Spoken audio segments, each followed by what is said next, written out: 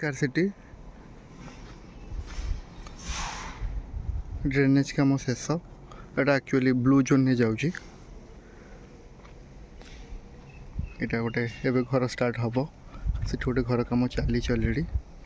plot availability आपणकर north facing पटे रपटे drain काम शेष हो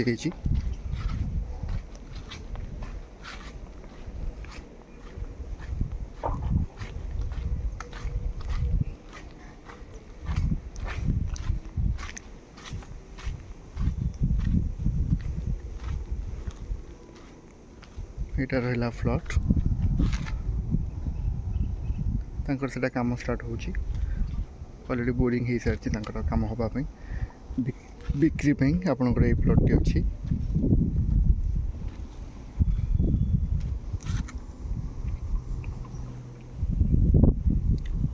यहीटा से प्लॉट टी आर पछ प्लॉट टी टोटाल 120 डिसमिल अच्छी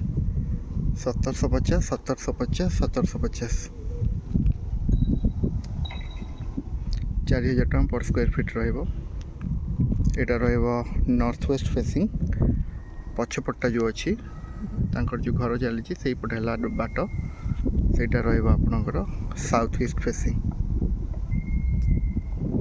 4000 टका पर स्क्वायर फीट और स्कार्सिटी सब रोड 9 अच्छी 20 फुट रास्ता